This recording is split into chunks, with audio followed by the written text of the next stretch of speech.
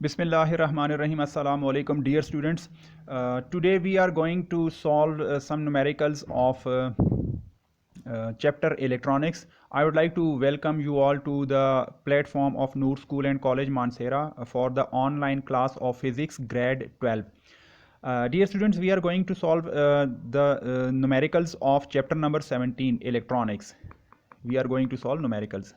Okay, numerical number 1. In numerical number 1, it is said that in a you can see at page number 295. Dear students, you may consult page 295 of your book. At page 295 the numericals are shown. Okay, I am going to read out the numericals. In question number 1, in a certain circuits the transistor has a collector current of 10 milliampere. You can see that collector current IC 10 milli ampere ये given है कि एक transistor है जिसमें collector current कितनी है 10 milli ampere. 10 milli means 10 to the power -3. So 10 multiplied by 10 power -3 ampere और यहाँ पे 10 की पावर है 1. जब बेस सेम हो तो पावर्स एडअप हो जाएंगी. इसको आप लिख सकते हैं 10 to the power -2 बिकॉज +1 -3 वो -2 के इक्वल है. तो ये कलेक्टर करंट है. इसी तरीके से उस ट्रांजिस्टर में बेस करंट दी हुई है कि base current IB, B for base, C for collector, B for base. तो बेस करंट उसमें है 40 माइक्रो एम्पियर. माइक्रो का मतलब 10 पावर -6. तो ये हुआ 40 into 10 to the power -6 ampere. अब देखें ये 40 जो है 40 के साथ 0 है. आप इसको 4 मल्टीप्लाइड बाय 10 लिख सकते हैं. वो जो 10 है उसकी पावर 1 होगी. तो ये हो जाएगा 4 इंटू 10 पावर 1 इंटू 10 पावर -6. तो ये हो जाएगा 4 into 10 power 1 -6 is equal to 4 into 10 power -5 ampere. ये कहता है कि आप फाइंड आउट करें कि करंट गेन कितनी है, यानी वो ट्रांजिस्टर करंट को, इनपुट करंट को कितने टाइम्स इंक्रीज कर सकता है, स्टेप अप कर सकता है. इसका सोल्यूशन देखें. Using the formula of current gain. ये बेसिक फार्मूला हम लोग पढ़ चुके हैं कि ट्रांजिस्टर में जो करंट गेन है उसका फार्मूला होता है the ratio of collector current to base current.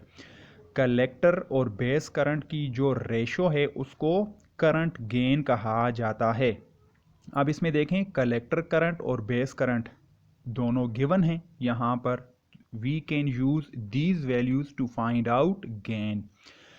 Okay, मैं इसको कहता हूँ equation number 1. Put values of IC and IB in equation number 1.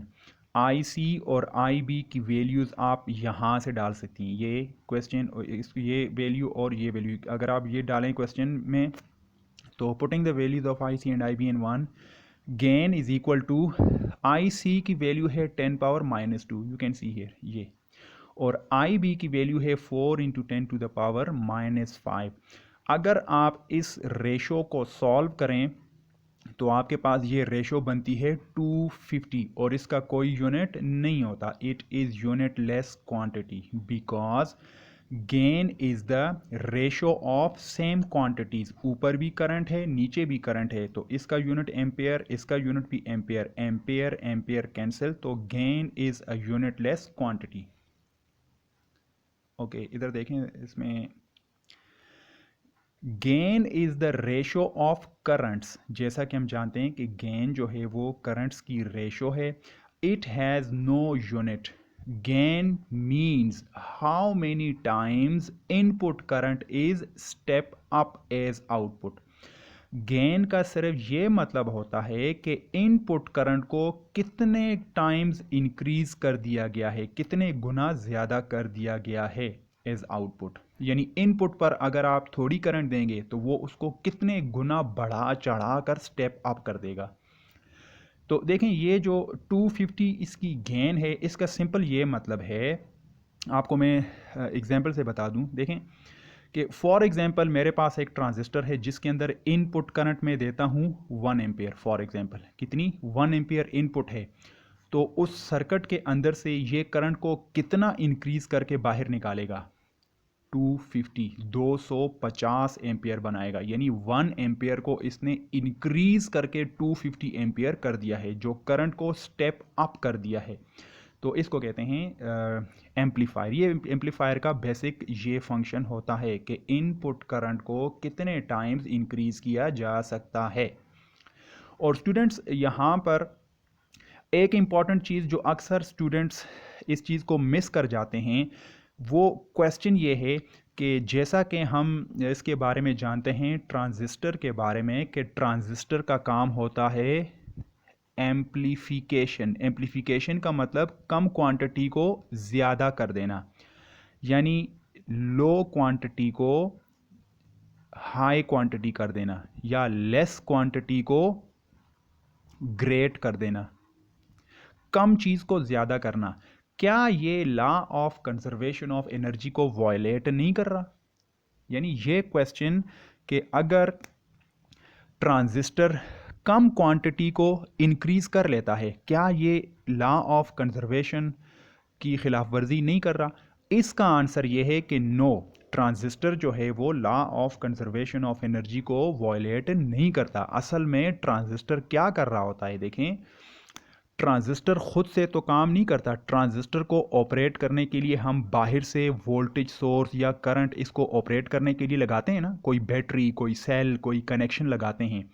वो कनेक्शन उसको ऑपरेट करने के लिए होते हैं।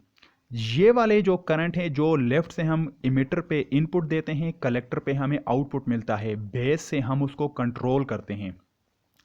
तो ट्रांजिस्टर में जिस वक्त ट्रांजिस्टर इनपुट कम करंट को ज़्यादा कर रहा होता है, तो वो इस तरह ज़्यादा करता है कि इनपुट का कुछ हिस्सा वो आगे भेज देता है, जो बाहर से उस ट्रांजिस्टर को ऑपरेट करने के लिए वोल्टेज लगाई जाती है, उसका कुछ हिस्सा इसमें मिलाकर वो बढ़ाकर आगे दे देता है।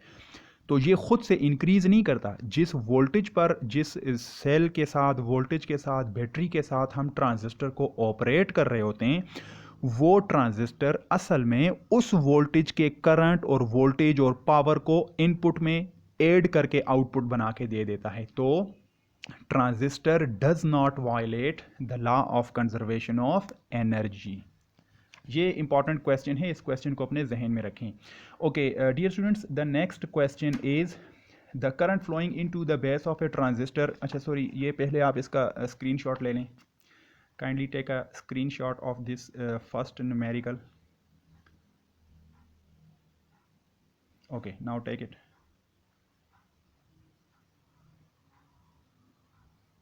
Okay. Now, dear students, we move forward to the second numerical. In a transistor, the base current is given. Base current IB given है 100 micro ampere. Micro means 10 power -6। अगर आप इसको सॉल्व करें तो 100 को 10 पावर 2 लिखा जा सकता है। तो ये 10 पावर 2 है और ये 10 पावर -6 है, तो ये 10 पावर -4 ओवरऑल बन जाएगा। Clear? This is base current.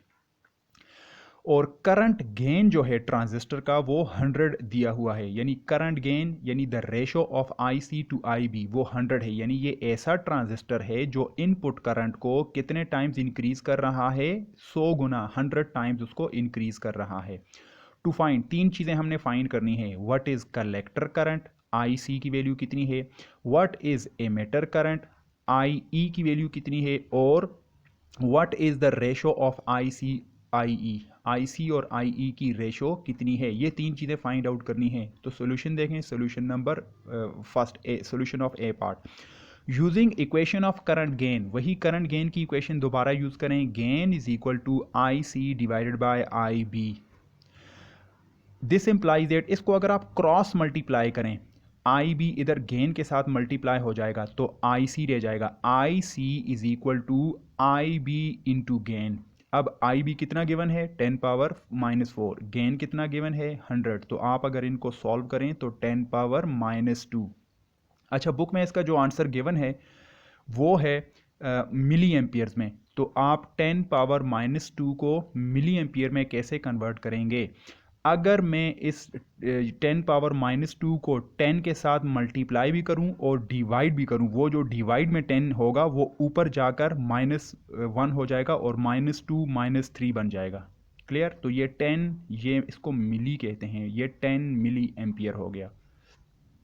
Solution B, using equation of transistor, transistor की एक और हमने इक्वेशन पढ़ी थी कि emitter current is equal to base current plus collector current. तो इसमें आई बी की वैल्यू तो इसने गिवन, ये दी हुई है, गिवन है, और आई सी की वैल्यू हमने यहाँ से निकाली है, ये 10 मिली एम्पियर। आई सी को या आई बी को यहाँ से उठाएं और आई सी की वैल्यू यहाँ से उठाएं, पुट इन दिस इक्वेशन, तो आई ई की वैल्यू निकल आएगी। क्लियर। अब इसको अगर आप सॉल्व करें, 10⁻⁻4 प्लस 10⁻⁻2, ये कैलकुलस से आप कैलकुलेटर में अगर आप इसको डायरेक्ट सॉल्व करें कैलकुलस के तरीके यूज़ करके, तो आपके पास 10.1 मिली एम्पियर इमिटर करंट आएगा। अब लास्ट थिंग ये देखें, पार्ट सी में वो कह रहा है कि आई सी और आई ई की रेशो निकालें। तो आई सी आप यहाँ से उठाएं, ये आई सी की वैल्यू है, और आई ई की वैल्यू ये हमने कैलकुलेट की है। तो इन दोनों की अगर आप रेशो ले लें, आई सी 10⁻⁻2 है और आई ई 10.1 इंटू 10⁻⁻3 है, इसको अगर आप कैलकुलेट करें you will get this answer 0.99। और इसके साथ कोई यूनिट नहीं है, बिकॉज ये भी सेम रेशो है करंट की, यानी सेम क्वांटिटीज़ की रेशो है, तो it is unit less quantity. Clear. Okay dear students, you take the screenshot, आप इसका स्क्रीनशॉट ले लें ज़रा जल्दी से।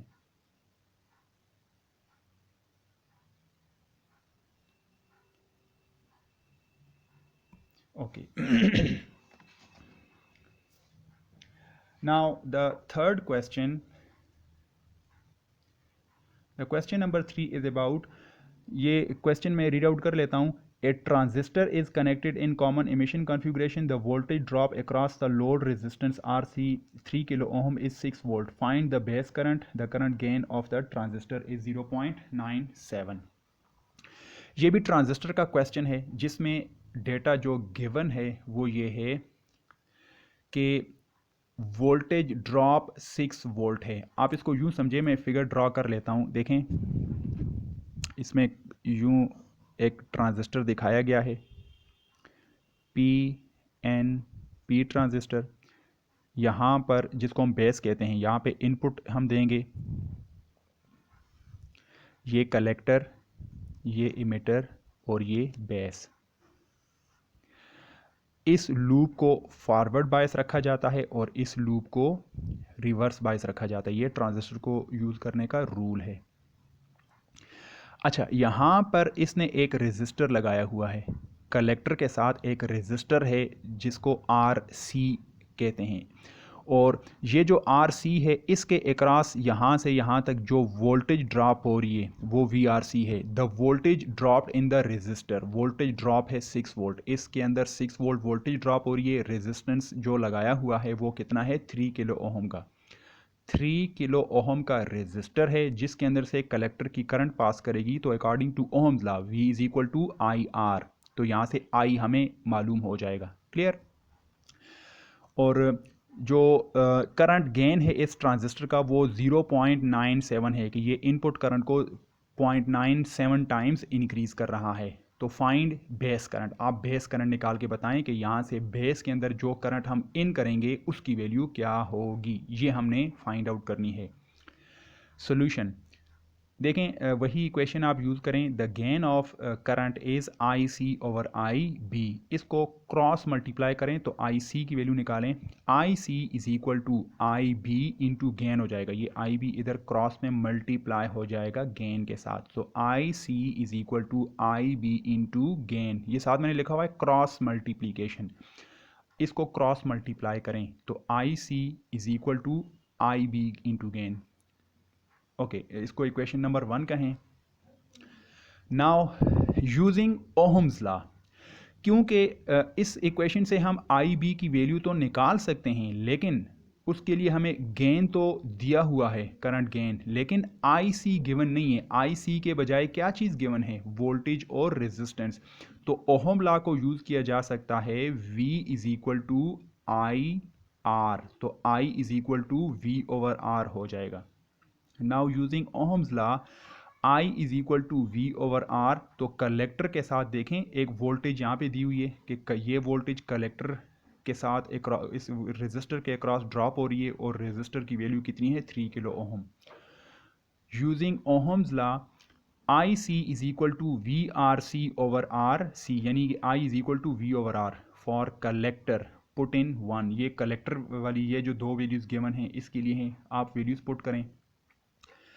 आई सी की जगह पे हो जाएगा वी ओवर आर, क्लियर, और ये हो जाएगा is equal to I B as it is आएगा और गेन इसी तरह लिख दें। अब हमने कैलकुलेट क्या करना है, हमने इस चीज़ को कैलकुलेट करना है, इसको यहीं पर छोड़ें, गेन इसके साथ मल्टीप्लाई हो रहा है तो क्रॉस में जाकर ये डिवाइड हो जाएगा, तो आई बी हमारे पास हो जाएगा V R C divided by R C के साथ गेन मल्टीप्लाई हो जाएगा, आर सी इंटू गेन, इसको क्रॉस मल्टीप्लाई किया है।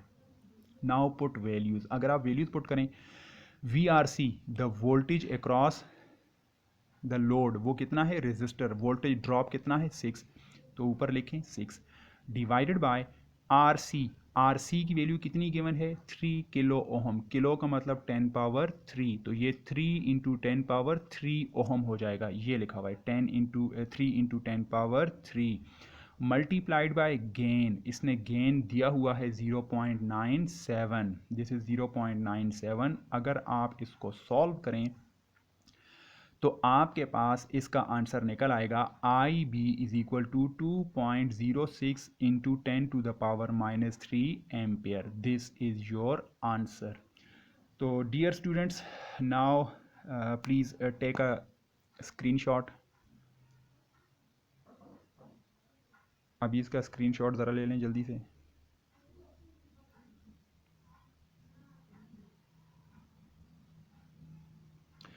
Okay dear students, I would like to wish you all the best. Please arrange your notes, and notes should be submitted in hard copies in the form of papers. कुछ बच्चे जो हैं वो online ही जो है वो अपना होमवर्क सबमिट करवाने की कोशिश कर रहे हैं, लेकिन फॉर योर काइंड इन्फॉर्मेशन, ये काइंडली आपको जब भी बुलाया जाएगा, जिस तारीख को भी आपको स्कूल कॉलेज में बुलाया जाएगा, तो ये नोट्स आपने अपने न्यूमेरिकल्स, एमसीक्यूज, शॉर्ट क्वेश्चंस वगैरह, इन तमाम को आपने हार्ड कॉपीज़ में कॉपीज़ के अंदर लिख कर पेपर के ऊपर आपने ये सबमिट करवाना होगा, क्लियर। ऑनलाइन होमवर्क को जो है वो एक्सेप्टेबल नहीं होंगे। तो dear students, stay safe, enjoy, and please do your research and make your notes. Thank you very much.